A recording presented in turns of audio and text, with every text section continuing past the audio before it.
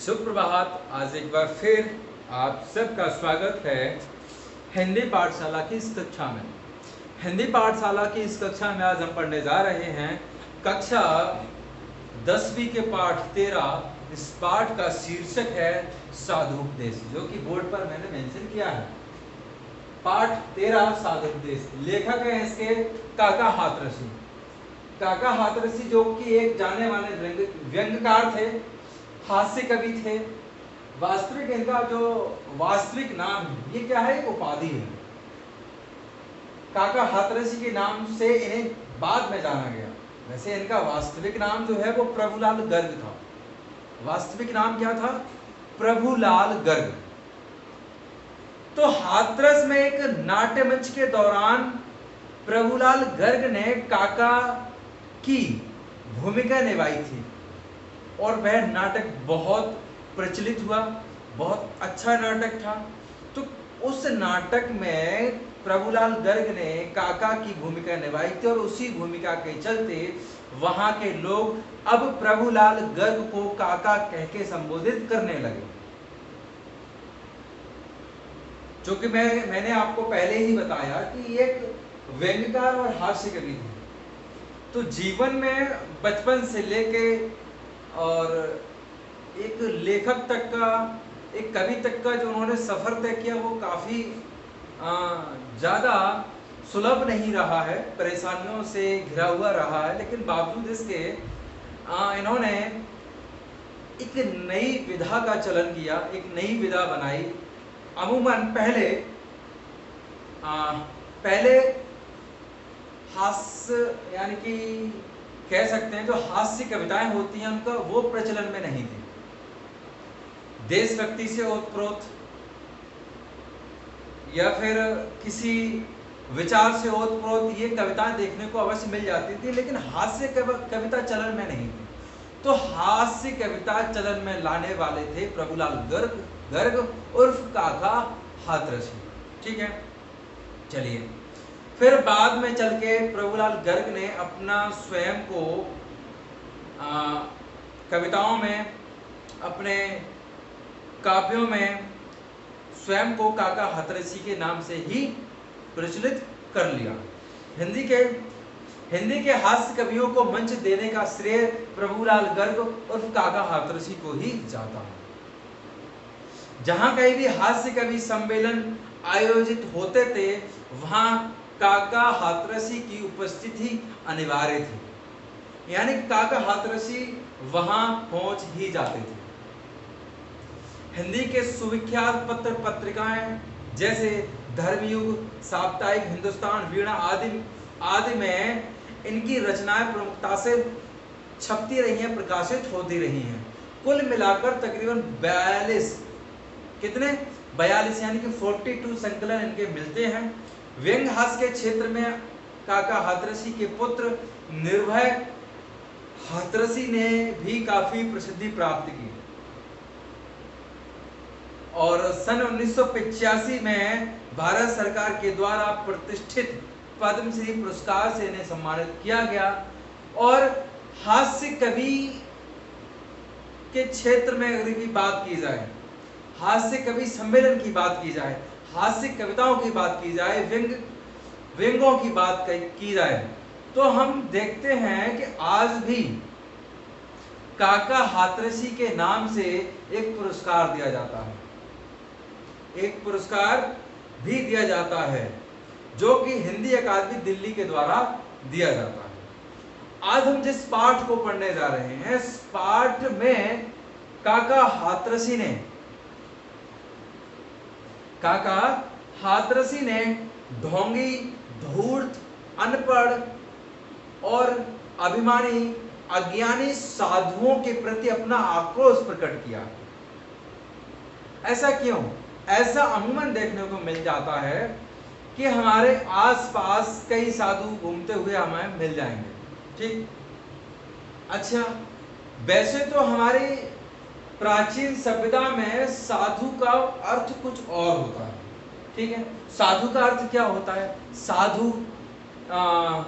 साधु के पर्याय कह सकते हैं, जैसे कि सज्जन है, कोई व्यक्ति सज्जन है, संसार चक्र से उनने क्या लिया है, संसार चक्र से उसने संन्यास ले लिया है, ज्ञानी है। कुछ विकार उस व्यक्ति के अंदर किसी प्रकार के कोई विकार नहीं होंगे, जैसे लोभ, लालच, ईर्ष्या, ये कोई विकार नहीं होंगे। तो ऐसे सकारात्मक दृष्टिकोण वाले व्यक्ति जो ज्ञानी भी हैं, सज्जन हैं, ऐसे व्यक्ति को साधु की उपाधि दे दी जाती है। लेकिन आजकल जो साधु हमें देखने को मिलते हैं वो साधु बिल्कुल विपरीत होते हैं। कैसे? आजकल के साधु ढोंगी आपको मिलेंगे, ढोंग करने वाले। बेशक वो पढ़े लिखे नहीं हैं, समाज से भी उन्होंने कोई शिक्षा नहीं ली है, जब उन्हें अपनी जीविका का कोई मार्ग नहीं सूझता है तो एक ही मार्ग उनके पास तेज बचता है, साधु बन जाइए। साधु बनने के लिए कुछ नहीं करना पड़ता है, कुछ भी नहीं करना, आपको सिर्फ पीले वस्त्र धारण करने हैं, पीले, गेरुआ या अन्य कलर के कपड़े, वस्त्र धारण करने हैं, माथे पर एक लंबा सा तिलक लगाना है, हाथों में माला ले लेनी है, एक छोटी सी कमंडली हाथ में ले लेनी है और एक छोटी सी लकुटी यानी कि लाठी हाथ में ले लेनी है, बस बन गए साधु। आजकल साधु होना यानी कि एक व्यापार बन गया, मुफ्त में रोटी खाने को मिलती है, जो उनके पास उनके भक्त गढ़ जाते हैं उन्हें लूटने का काम साधुओं के द्वारा किया जाता है। तो कई समय पर पिछले दौरान कई साधुओं का असली रूप लोगों के सामने आया है और लोगों के द्वारा उनकी अच्छी खासी पिटाई भी हुई है, ठीक है, लेकिन वो बात अलग है।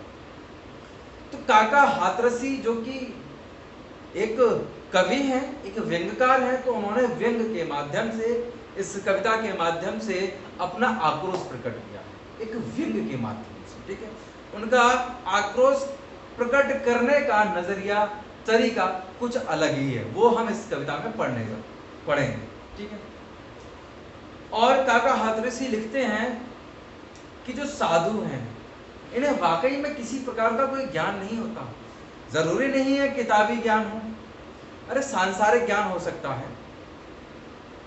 ऐसा ज्ञान हो सकता है कि व्यक्ति आत्मा परमात्मा के बारे में उसे ज्ञान हो, धर्म अधर्म के बारे में वह विचार कर सके, यानी कि उसके पास विवेक होना चाहिए। साधु के पास हम यूजुअली कब जाते हैं? अगर कोई सच्चा साधु है तो उसके पास हम जाएंगे, उसके पास हम अपने जीवन की समस्या लेकर जाते हैं कि प्रभु जी यानी गुरु जी हमारी ये समस्या है, समस्या का समाधान कर दीजिए। तो जो एक अच्छा साधु है, जो वाकई में साधु है, वह अपने जीवन के विभिन्न अनुभवों के आधार पर उस प्रश्न का उत्तर देता है, उस समस्या का समाधान बता देता है, जिसके लिए वह कोई भी किसी प्रकार की कोई रकम, कोई पैसा नहीं मांगता, वो साधु है। लेकिन आजकल तो आप देखेंगे गली गले, मोहल्ले, नगरों में बस कपड़े पहने, हाथ में कमंडल ले लिया, हाथ में एक माला ले ली और प्रभु का नाम जपते हुए जा रहे हैं, द्वार द्वार जाके खटखटाते हैं और अंदर से निकलते हैं। क्योंकि लोगों के अंदर ईश्वर के प्रति आस्था होती है तो लोग उनको बहुत खुले दिल से दान भी दे देते हैं। वो उस दान का क्या करते हैं, मैंने खुद देखा है, घरों घरों से आटा, गेहूं, चावल ये इकट्ठे करेंगे, शाम तक उनके पास बहुत बड़ी सी पोथली बन जाएगी, वो जाके किसी दुकान पे जाएंगे, उस दुकान पे बेच देंगे, यानी कि अब ये क्या है, व्यापार बन गया, ठीक है। तो इन्हीं ढोंगी, धूर्त, मूर्ख, अज्ञानी साधुओं पर अपना आक्रोश प्रकट करते हुए काका हाथरसी ने इस कविता को लिखा है। चलिए अब हम आते हैं कविता पर। कविता काका हाथरसी की है, तो चलिए मैं कविता को शुरू करता हूं। अच्छा, यहां दो प्रकार के आपको तथ्य मिलेंगे। काका हाथरसी ने व्यंग तो किया है, उन साधुओं पर व्यंग किया है जो ढोंगी हैं, मूर्ख हैं, अज्ञानी हैं, उन पर व्यंग किया है। लेकिन साथ में सीखने के लिए भी बहुत सारी चीजें यहाँ हमें मिल सकती हैं। वो कौन कौन सी चीजें सीखने को मिलेंगी, वो इस पाठ में हम पढ़ेंगे और समय समय पर मैं आपको बीच में बताता भी रहूँगा। ठीक है, तो पहले तो व्यंग ही शुरू करते हैं। ठीक है, जो ज्ञान ध्यान की बातें हैं वो अंतिम कुछ पंक्तियों में हैं। अगर इसमें भी अगर मुझे कुछ पॉजिटिव ढूंढने का मौका मिलता है तो आपको अवश्य बताऊंगा। चलिए, आइए प्रिय भक्तगण, आइए अब आपको एक परिवेश में बना देता हूँ। परिवेश कैसा बना देता हूँ? साधु ज्ञानी होने का आडंबर तो रास्ता ही है। अपने आप को ज्ञानी सिद्ध करने के लिए वह किसी भी हद तक जा सकता है। लोगों को मूर्ख बनाना उसका पेशा होता है, उसका धंधा होता है, उसका व्यापार होता है। तो अब एक साधु अपने भक्त गणों से क्या कहता है? ठीक है, एक अनपढ़, एक अज्ञानी साधु अपने भक्तों से क्या कहता है, वो काका हतरसी लिखते हैं। आइए प्रिय भक्तगण, उपदेश कुछ सुन लीजिए। पढ़ चुके बहुत पोथी, आज कुछ गुण लीजिए। माला सदा है, आज कुछ गुण लीजिए। हाथ में हो गौमुखी, माला सदा हिलती रहे। नम्र ऊपर से बने, भीतर छुरी चलती रहे। ये काका हतरसी की पहली पंक्तियां हैं। एक बार फिर पुनः पढ़ता हूं। अच्छा, इस पाठ का शीर्षक है साधु उपदेश, यानी साधु का उपदेश। ठीक है, तो आइए प्रिय भक्तगण, उपदेश तो कुछ सुन लीजिए। तो ढोंगी साधु हैं, जो धूर्त साधु हैं, अपने भक्तों को उपदेश देते हुए कहते हैं कि तुमने बहुत किताबें पढ़ ली, तुमने अनेकों पुस्तकें पढ़ ली, ग्रंथ पढ़ लिए, लेकिन आज आइए कुछ उपदेश सुन लीजिए, कुछ मेरे पास से कुछ गुण लेके जाइए। ये एक ढोंगी साधु अपने भक्तों से कहता है। पढ़ चुके बहुत पोथी, पोथी का मतलब होता है किताबें। ठीक है, तो एक ढोंगी साधु अपने भक्त गणों से क्या कहता है? कहता है तुमने बहुत किताबें पढ़ ली, बहुत ग्रंथ पढ़ लिए, लेकिन आज कुछ मुझसे गुण लेके जाइए। मैं कुछ गुण सिखाने वाला हूं, वो गुण लेके जाइए। हाथ में हो गौमुखी, माला जो होती है, आपने देखा है माला, हमेशा इस माला में कई मोती होते हैं, मोतियों को बस ध्यान मग्न होके उनको फेरते जाना होता है। ठीक है, वो कहते हैं कि ईश्वर को याद करने का एक अच्छा साधन होता है, तो उसको हम जो है एकाग्र होकर याद करते जाते हैं। ठीक है, लेकिन यही ढोंगी साधु तो नहीं याद करते हैं ना, वो सिर्फ दिखावे के लिए माला फेरते हैं। ठीक है, दिखावे के लिए माला फेरते हैं। तो हाथ में हो गौमुखी, माला सदा हिलती रहे, यानी कि माला के मोती जो हैं वो फेरते रहें। नम्र ऊपर से बने और भीतर छुरी चलती रहे। कहने का तात्पर्य यह है कि आप अपने हाथ में हमेशा माला लेकर उस गौमुखी को फेरते रहिए, उन मोतियों को फेरते रहिए, ताकि लोगों को लगे कि आप ईश्वर का ध्यान कर रहे हैं, ईश्वर की आराधना कर रहे हैं। ढोंगी साधु हैं तो दिखावा तो अवश्य करेंगे ही करेंगे, और दिखावे के लिए ही वो पीले वस्त्र धारण करते हैं, मस्तक पर एक लंबा सा तिलक लगाते हैं, पूरे शरीर पर चंदन का लेप करते हैं, हाथों में उनके गौमुखी माला होती है। ये सब दिखावे के लिए वो करते हैं। हालांकि उनका जो अंतर मन है, अंतर मन में कहीं भी ईश्वर का वास नहीं होता है। कहीं भी उन ढोंगी साधुओं के हृदय में ज्ञान, करुणा, मानवता, ये सब नहीं होते। उनके अंदर होता है तो सिर्फ लालच, ईर्ष्या, बैर, ये जो विकार है उनके अंदर होते हैं। ठीक है, उन्हें बहुत मोह होता है धन दौलत से। ठीक है, चलिए, तो हाथ में हो गौमुखी, माला सदा हिलती रहे, नम्र ऊपर से बने। और ऊपर से यानी कि हमारा जो आचरण है, वो आचरण हमें कैसा करना है? लोगों को दिखाना है कि हम बहुत विनम्र हैं, बहुत शालीन हैं, बहुत शांत मन के हैं। अब शब्द तो हमारे मुंह से निकलते ही नहीं है, हमारे मुंह से, यानी कि जो ढोंगी साधु हैं वो उनके मुंह से सदा बहुत मधुर वाणी निकलती है। क्यों? क्योंकि मधुर वाणी से ही तो मूर्ख भक्तगण उनकी तरफ आकर्षित होंगे। और जब भक्तगण जितने ज्यादा आकर्षित होंगे उतना ही ज्यादा उन ढोंगी साधुओं का व्यापार आसमान छूता जाएगा। ठीक है, चलिए, तो ये बात तो मैंने आपको बताई थी कि दिखावा करने के लिए, यानी कि वो दिखावा करते हैं, ऊपर से बहुत नम्र हैं, लेकिन अंदर भीतर छुरी चलती रहे, लेकिन अंदर अंदर यानी कि उनके हृदय में छल कपट वास करता है। अगर कहीं भी फायदा उठाने का अगर उन्हें अवसर प्राप्त होता है तो किसी का फायदा उठाने में वो संकोच नहीं करते, किसी के साथ छल कपट करने में वो संकोच नहीं करते। ये ढोंगी साधु, ठीक है। तो ढोंगे साधुओं से बच के रहना है, पहचानना है आपको ढोंगी साधु किस प्रकार के होते हैं। तो यहाँ पहचान भी दी गई है कि ढोंगी साधु कैसे होते हैं। तो अभी तो उनका बाहरी आवरण बताया है कि ढोंगी साधु होते कैसे हैं। अब कुछ आंतरिक आवरण यानी आंतरिक चीजें भी बताई जाएंगी। का हाथ से लिखते हैं कि नगर के बाहर बगीचे में बना ले झोपड़ी, दीप जैसी देह चमके सीप जैसी खोपड़ी। नगर के बाहर बगीचे में बना ले झोपड़ी और दीप जैसी देह चमके सीप जैसी खोपड़ी। तर्क करने के लिए आ जाए कोई सामने, खुल न जाए पोल इस भय से लगे मत कांपने। जीवन क्या है, ब्रह्म क्या है। पहले इसका सार मैं आपको बताता हूं, फिर उसके बाद प्रत्येक पंक्ति का अर्थ भी आपको बताऊंगा।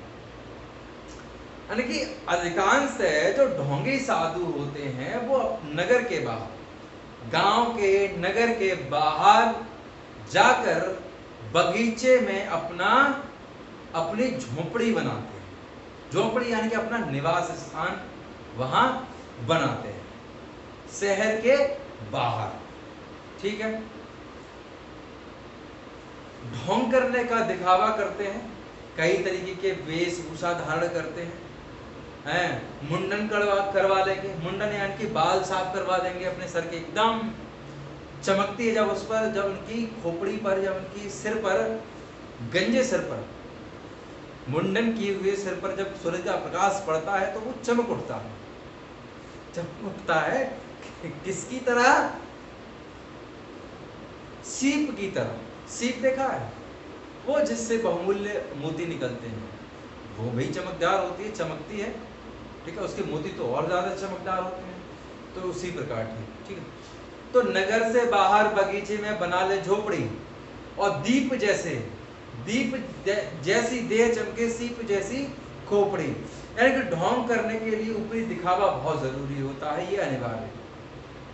अगर आप ऊपरी दिखावा नहीं करेंगे तो आपके पास कोई नहीं आएगा, और कोई नहीं आएगा तो उनकी रोजी रोटी कैसे चलेगी, और रोजी रोटी नहीं चलेगी तो भूखों मर जाएंगे, और भूखों मरना किसी को पसंद नहीं है ना।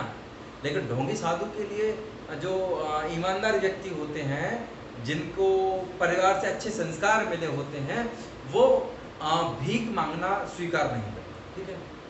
किसी से मांगना स्वीकार नहीं करते, वो अपनी मेहनत से कमाते हैं और अपनी मेहनत की ही कमाई खाते हैं। उन्हें फ्री का नहीं चाहिए होता। लेकिन ढोंगी साधुओं को तो फ्री का ही चाहिए, वो मेहनत करना नहीं चाहते हैं। तभी तो आपने देखा होगा बहुत बड़े बड़े जो बहुत मोटे मोटे पेट लिए होते हैं साधु, चर्बी उनके शरीर में इतनी लदी होती है तो अगर उनके पीछे कुत्ता को दौड़ा दिया जाए तो शायद वो 500 मीटर भी न दौड़ पाए। फ्री का खाने को मिलेगा, मेहनत करोगे नहीं तो मोटे तो हो ही जाओगे। तो वही साधुओं के हाल होते हैं, ठीक है। चलिए, बहरहाल हम अपनी कविता की तरफ लौटते हैं। नगर से बाहर बगीचे में बना ले झोपड़ी, दीप जैसी देह चमके सीप जैसी खोपड़ी का अर्थात कहने का तात्पर्य इनका है, इसलिए साधु सच्चा बेस बनाने के लिए कुछ चीजों का सहारा लेते हैं। वो कौन कौन सी चीजें होती, मैंने आपको पिछले उसमें पैराग्राफ में बता ही दिया है पहली पंक्तियों में, कि माथे पर भाल पर एक लंबा सा तिलक होगा, शरीर पर भस्म होगी, या फिर शरीर पर चंदन का लेप होगा, पीले वस्त्र या अन्य किसी पीले या गेरुआ रंग के वस्त्र धारण कर लेंगे, या हरे रंग के वस्त्र धारण कर लेंगे, और हाथ में गौमुखी माला ले लेंगे, तो उनको लेके वो भटकते रहते हैं। तो उनके लिए वो अनिवार्य होता है ढोंग रचना। ढोंग नहीं रचेंगे तो आप समझ सकते हैं उनके साथ क्या होगा। इसके लिए आप अपने शहर से दूर किसी बगीचे में, यानी इसके लिए ढोंगी साधु क्या करते हैं, शहर से दूर बगीचे में अपनी झोपड़ी कुटिया बनाकर उसमें रहते हैं, ठीक है। और सच्चा साधु दिखाई देने के लिए और सच्चा साधु स्वयं को साबित करने के लिए मुंडन भी करवा लेते हैं। तो उसी मुंडन के सर के बारे में कहते हैं कि उस दीपक के समान चमकती आभा वाला उनका शरीर एक दीपक के समान क्या होता है, आलोकित होता है।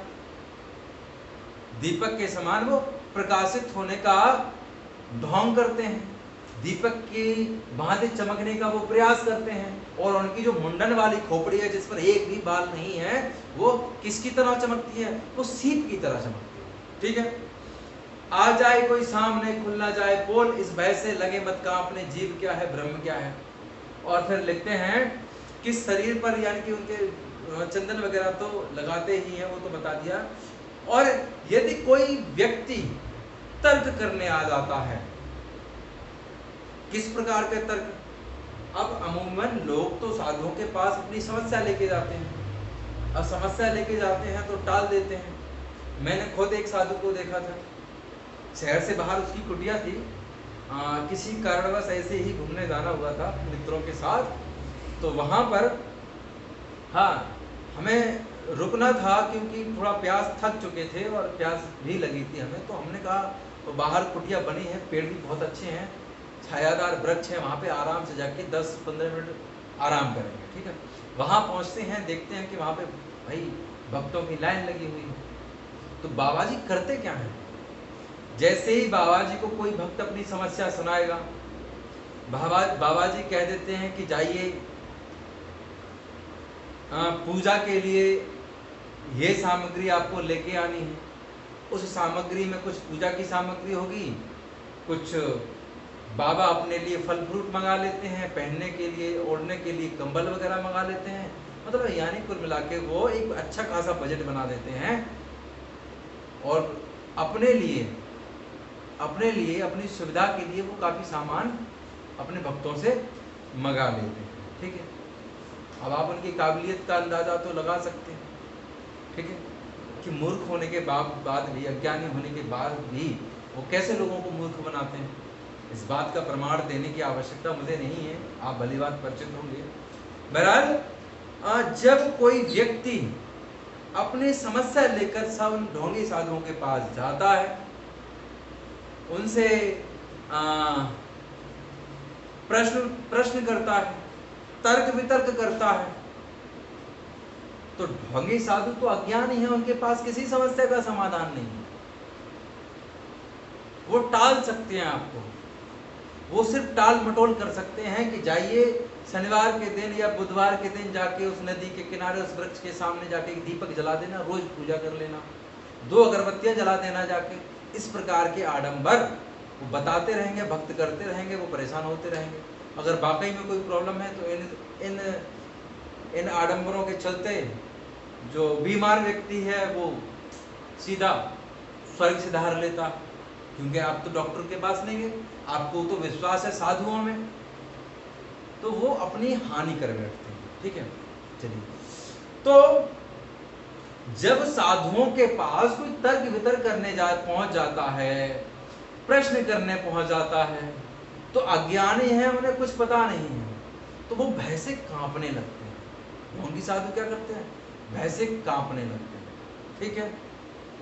और वो प्रश्न किस प्रकार के हो सकते हैं, किस प्रकार के तर्क वितर्क करने पहुंच जाते हैं। अब ऐसा तो है नहीं कोई बच्चा कोई पहुंच गया बाबा जी के पास और बाबा जी से पूछेगा, बाबा जी मुझे फिजिक्स का एक इक्वेशन समझ में नहीं आ रही, आप समझा लो। तो बाबा जी तो डंडा उठा के दौड़ पड़ेंगे उस बालक के पीछे कि आओ मैं तुम्हें फिजिक्स पढ़ाता हूँ, केमिस्ट्री पढ़ाता हूँ ना।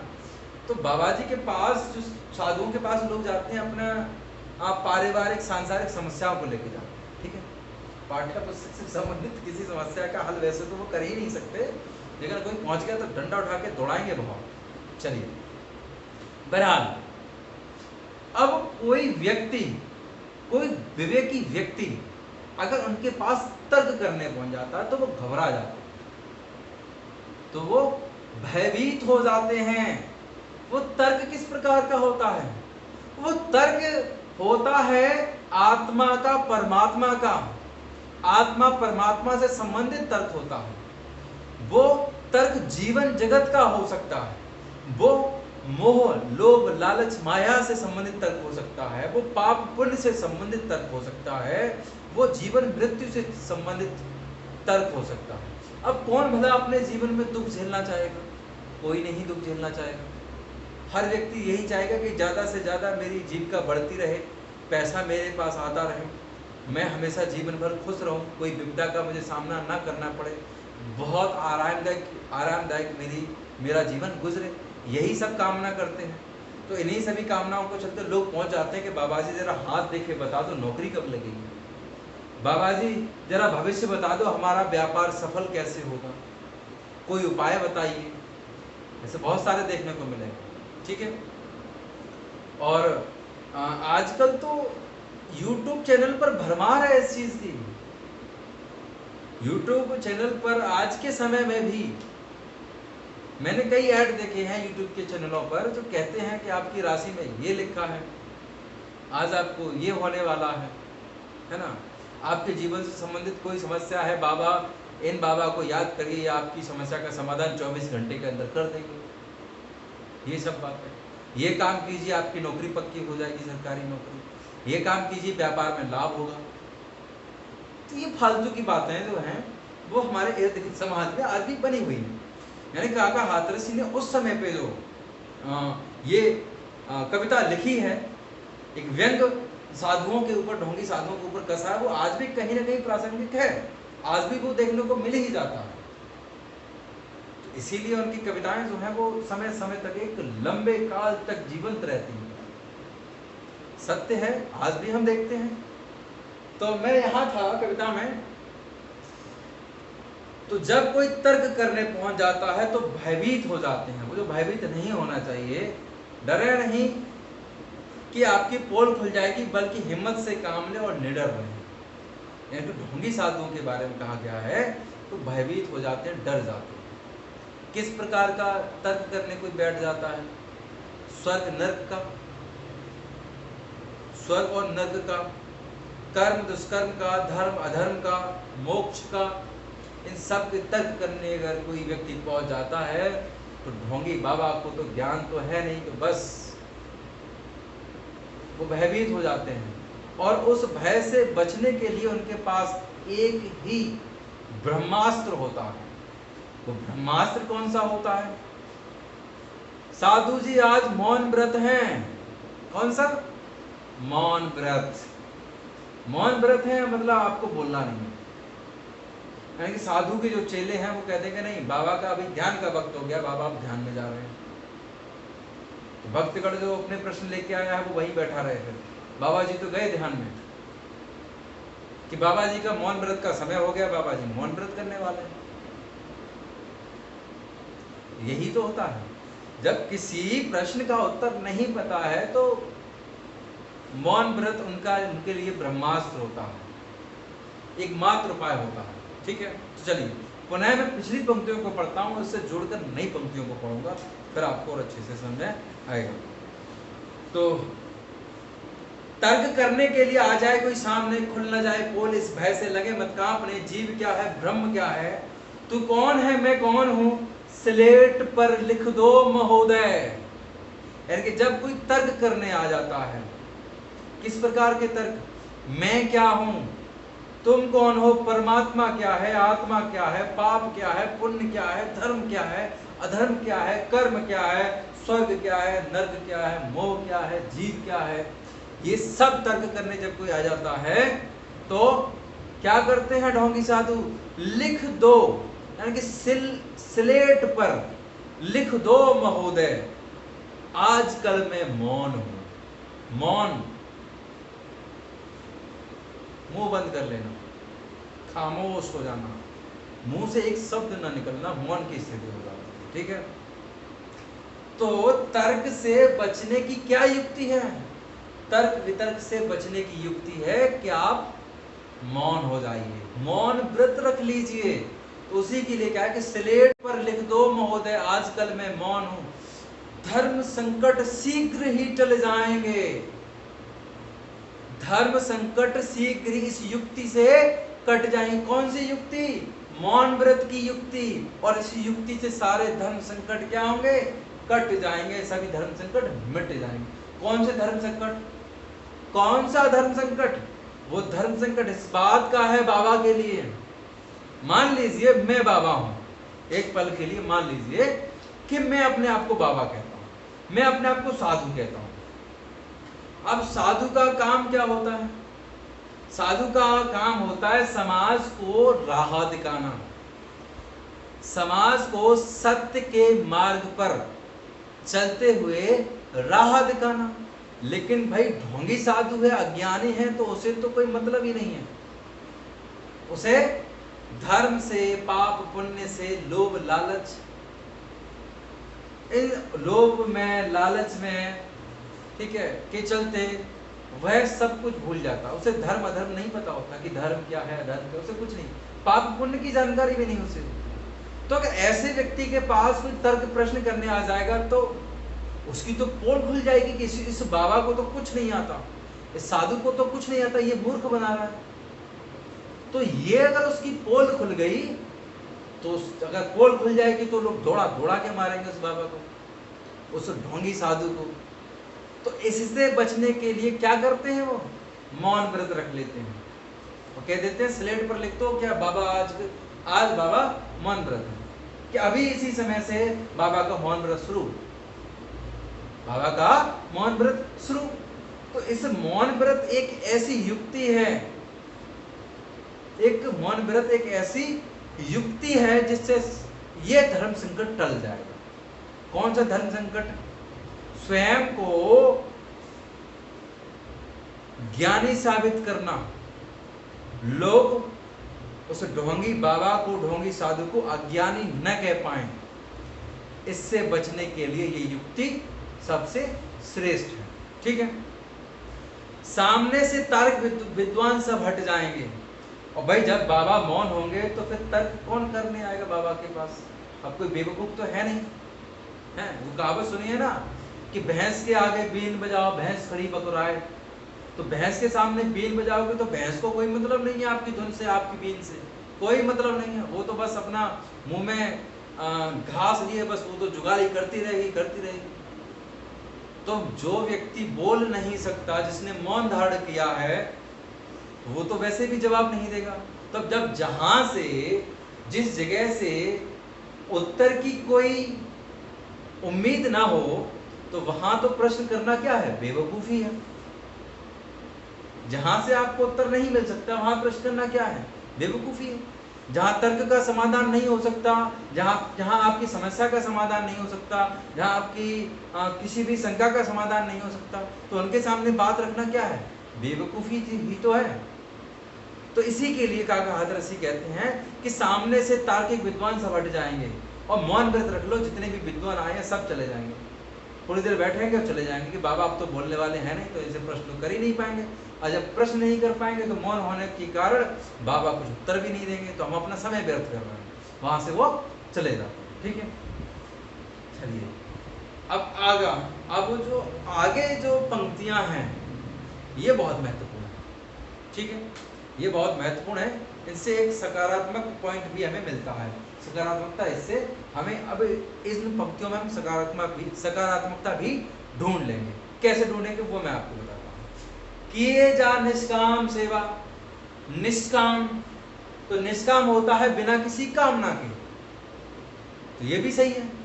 ये तो हमेशा से कहा जाता है, कर्म करो फल की इच्छा मत करो, बस कर्म करते जाओ। ईमानदारी निष्ठा के साथ आप कर्म करते जाइए, फल की इच्छा मत कीजिए, समय आने पर आपको फल अवश्य मिल जाएगा। ठीक है, तो ये भी एक सकारात्मक बात है, यहाँ से सीख भी लेनी चाहिए। तो किए जा निष्काम सेवा सब फलेच्छा छोड़कर और याद फल की जब सताए खा पपीता तोड़कर। तो किए जा निष्काम, बिना किसी कामना के सेवा करते रहिए और फल की इच्छा के बगैर सेवा करते रहिए। और याद फल की जब सताए खा पपीता तोड़कर, और जब आपको फल यानी कि अपने कर्मों के फल की जब आपको इच्छा सताती है, कामना होती है, तो आप पपीते का फल जाके खा लीजिए, ठीक है। स्वर्ग का झगड़ा गया, भय भी नरक का छोड़ दे।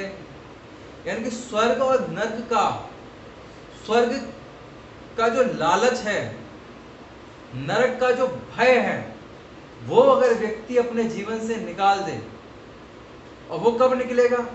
वो तब निकलेगा जब व्यक्ति पूरी ईमानदारी के साथ अच्छे कर्म करेगा, मेहनत करेगा, सेवा के कार्य करेगा, पुण्य करेगा, पाप नहीं करेगा।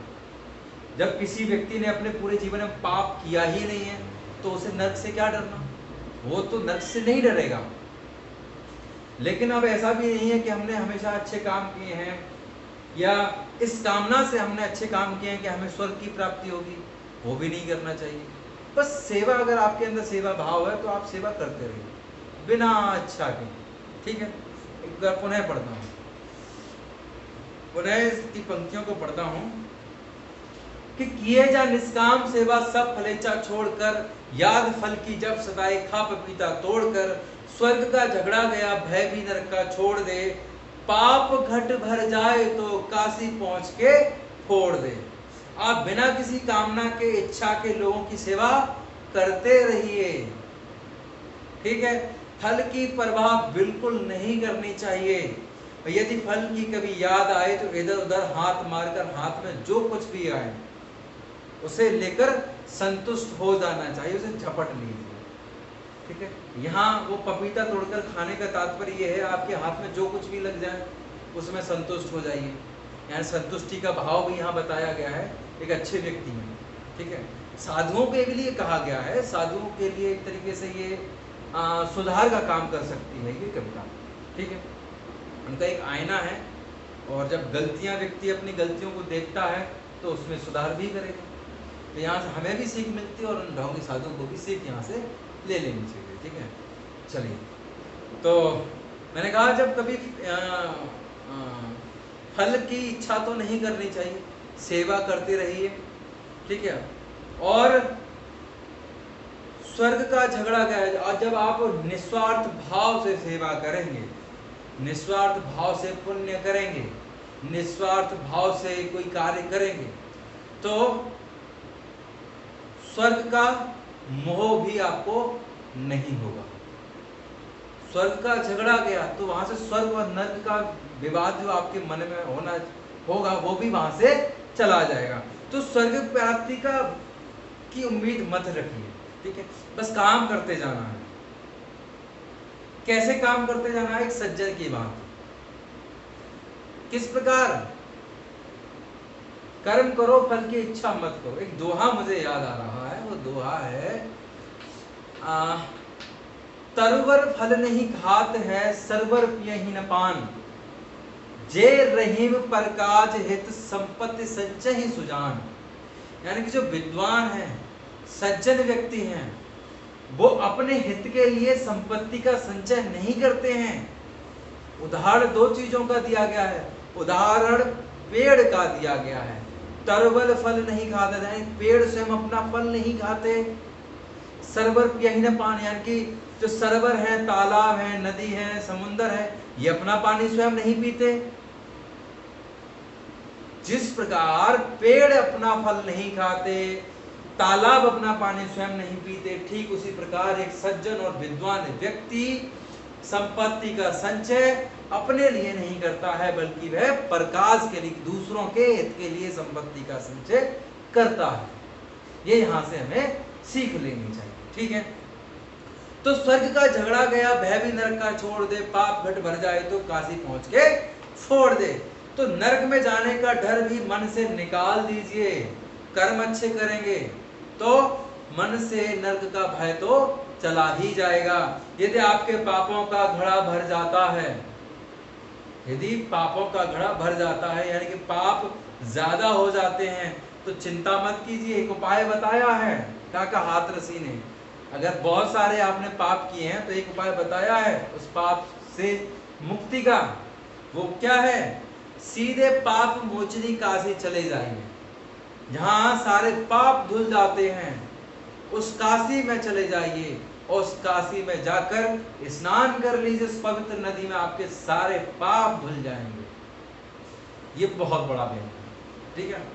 पाप नहीं धुलते हैं, पाप नहीं धुलते हैं, पाप आपकी समाज में रहते हैं। मेरा मानना यह है कि गंगा जैसी पवित्र नदी में जाकर अगर लोग सोचते हैं कि हमारे पाप धुल जाएंगे, तो कदाचित गलत सोचते हैं। वहां उनके पाप नहीं धुलते, वहां उनका सिर्फ शरीर धुलता है। अब पाप भी धुलते हैं, कब धुलते हैं पाप? जब कोई व्यक्ति सोच के जाता है कि मैं आज अपने पापों को धुलने जा रहा हूं और गंगा में स्नान करने के पश्चात मैं प्रण ले लूंगा कि आज के बाद कोई भी गलत काम नहीं करूंगा, कोई भी पाप नहीं करूंगा, तब उसके पाप धुल सकते हैं। अदरवाइज ऐसा नहीं है कि पाप करते रहिए, आप निश्चिंत हैं कि नहीं हम तो पाप करेंगे, बस पूरी साल पाप करेंगे, साल में एक बार जाएंगे काशी, गंगा जाएंगे, गंगा नहा के हमारे पाप धुल जाएंगे, तो उसकी मूर्खता है, उसकी गलत सोच है। पाप आपके समाज में होंगे, आपके कर्म आपके समाज में ही घूमते हैं, ठीक है। इसको ज्यादा डिटेल में बताने की आवश्यकता नहीं है मुझे। बहरहाल आपके द्वारा किए गए कर्मों का प्रभाव दूसरों पर पड़ता है। आपकी छवि दूसरों के नजरों में किस प्रकार की है, इस बात का प्रभाव पूर्णतः पड़ता है। अगर आपकी छवि अच्छी है, यानी कि सभी व्यक्तियों के, सभी लोगों के मन में आपके लिए अच्छे विचार होंगे। आपने गलत काम किया है, आपने पाप किए हैं, तो लोगों के हृदय में यकीनन अच्छी छवि तो नहीं होगी। यानी कि लोग आपके लिए कैसे हो जाएंगे? लोग आपके लिए अच्छा नहीं सोच पाएंगे, और अगर आप पे कभी मुसीबत आ जाएगी तो मुसीबत में साथ भी नहीं देने वाले, ठीक है।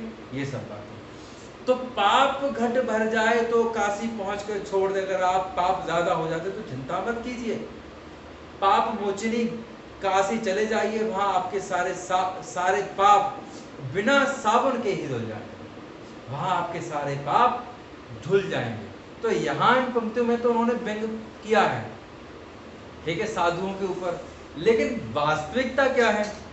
वास्तविकता यही है कि व्यक्ति को अपने जीवन में सकारात्मक दृष्टिकोण रखना चाहिए, व्यक्ति को अपने जीवन में अच्छे कर्म करना चाहिए, व्यक्ति को अपने जीवन में ईमानदारी के मार्ग पर चलते हुए अपने कर्म में लगे रहना बिना किसी फल के, ठीक है। जब पूरी ईमानदारी निष्ठा के साथ वह अपना कर्म करेगा, उसके भाषा में, किसी व्यक्ति के भाषा में अगर शिष्टाचार की झलक मिलती है तो यकीनन उसने अच्छे ही कार्य किए, उसको भय नहीं होगा नर्क का कि वह नर्क में जाएगा, स्वर्ग में जाएगा, इस बात की तो चिंता उसे होगी नहीं। चिंता मुक्त हो जाते हैं अच्छे कर्म करने वाले। अच्छे कर्म करने वालों को कभी चिंता नहीं होती है। जो जिस व्यक्ति ने अच्छा कर्म किया हो, कभी किसी के साथ बुरा ना किया हो, वह तो निश्चित होकर भ्रमण करेगा, उसे चिंता नहीं होगी कि कोई व्यक्ति मुझे मिलेगा और वह मुझे हानि पहुंचा सकता है। तो डर किसे होता है? जो अधर्म करते हैं उन्हें डर होता है, ठीक है। तो काका हाथरसी की इस कविता को हमने पढ़ा। इस कविता में काका हाथरसी ने ढोंगी साधुओं पर व्यंग किया है और साथ में अपना आक्रोश भी प्रकट किया, अपना गुस्सा भी इस कविता के माध्यम से काका हाथरसी ने जाहिर किया है, हमारे समक्ष रखा है। तो काका हाथरस की इस कविता काफ़ी अच्छी है और कहीं ना कहीं लगता है इससे हमें सीख भी लेनी चाहिए, ठीक है। तो काका हाथरसी के ये पाठ यहाँ समाप्त होता है। सभी बच्चे इसका प्रश्न उत्तर कर लेंगे और मतलब ये जो स्वाध्याय है वो नोटबुक में उसको लिख लेंगे, याद भी कर लेंगे। चलिए, धन्यवाद। स्वस्थ रहिए, सुरक्षित रहिए, निरंतर पढ़ते रहिए। चलिए, मैं कामना करता हूँ आप निरंतर पढ़ रहे होंगे। और एक बात और है, जैसा कि मैं हमेशा कहता हूँ वीडियो के अंत में, कि निरंतर पढ़ते रहिए। तो निरंतर पढ़ने का लाभ क्या है? क्या लाभ है निरंतर पढ़ने का? निरंतर पढ़ने का लाभ मैं आपको एक उदाहरण के माध्यम से बताता हूँ। मान लीजिए आपने अपने घर में एक पौधा उगाया। क्या उगाया? एक पौधा उगाया। तो उस पौधे को आप निरंतर रूप से आप उसको पानी देते रहेंगे, तब पौधे का विकास अच्छा होगा। अगर आप सोचते हैं आपने सप्ताह भर पानी नहीं दिया, महीने भर पानी नहीं दिया, उसके बाद आपने एक दिन पानी दे दिया तो पौधा तो मर जाएगा। पौधा क्या होगा? मर जाएगा, पौधा खत्म हो जाएगा। इसीलिए निरंतरता जरूरी होती है। आप निरंतर तौर पर पढ़ते रहेंगे, आपको चीजें याद रहेंगी। ठीक है, चलिए। अगर आप पूरी साल पढ़े हैं और एक दिन नहीं पढ़ते हैं तो कुछ नहीं बिगड़ने वाला, और पूरी साल अगर आपने नहीं पढ़ा है और एक दिन पढ़ लिया तो उससे भी कुछ नहीं होने वाला। तो बेहतर ये है निरंतर पढ़ते रहिए, इंटरेस्ट के साथ पढ़िए। चलिए, यहाँ मैं इस वीडियो के लेक्चर को समाप्त करता हूँ। धन्यवाद।